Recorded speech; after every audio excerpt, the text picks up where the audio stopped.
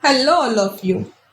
In our today's video, we are simply going to check, can Java make a decision?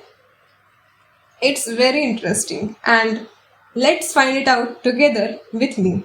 So allow me to take here one integer variable, and that is nothing but our age, and let me write here age as 20.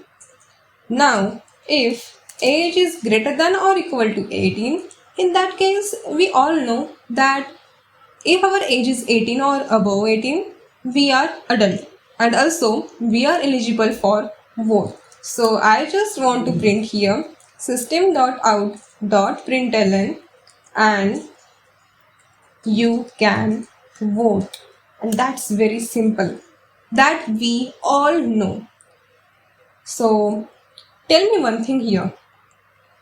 What do you think what Java should print in this output window?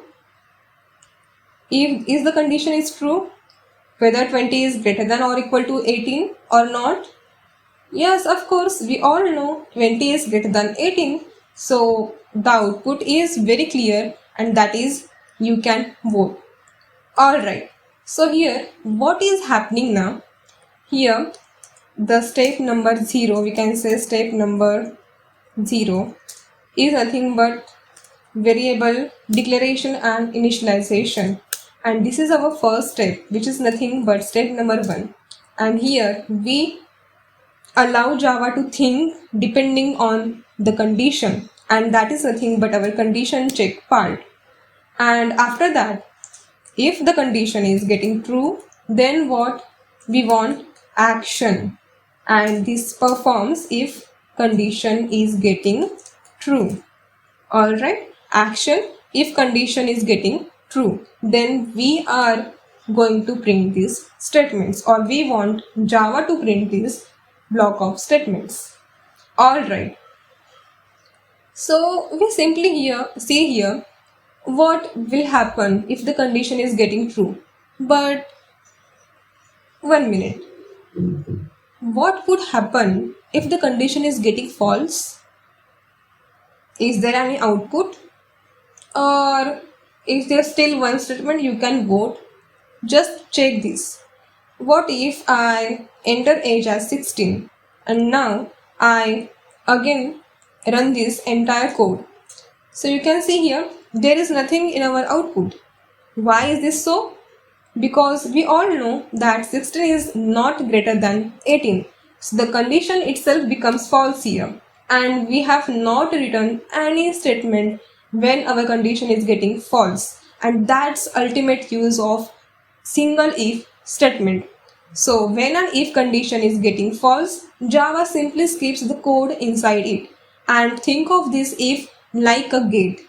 Like you have two conditions. Let me write here. You have two conditions. Let's take an example of a gate. Okay, gate. Okay, so if the condition is getting true, you can enter. If it is true, you can enter the society, we can say. And if it is false, if the condition is getting false, you are not allowed to enter the society in any condition.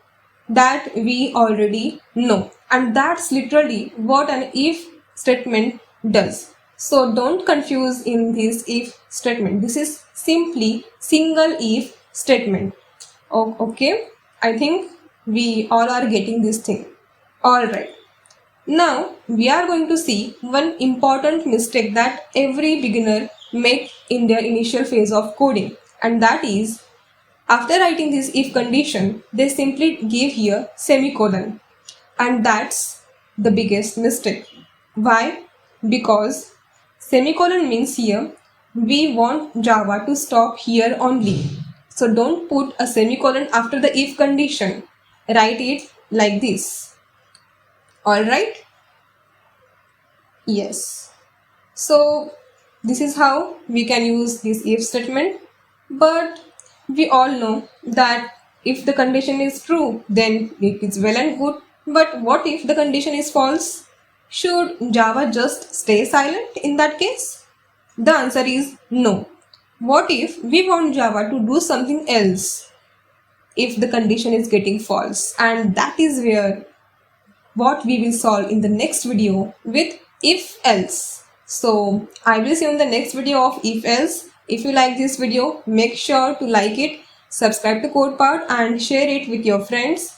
Till then, keep learning and keep coding. Thank you all of you.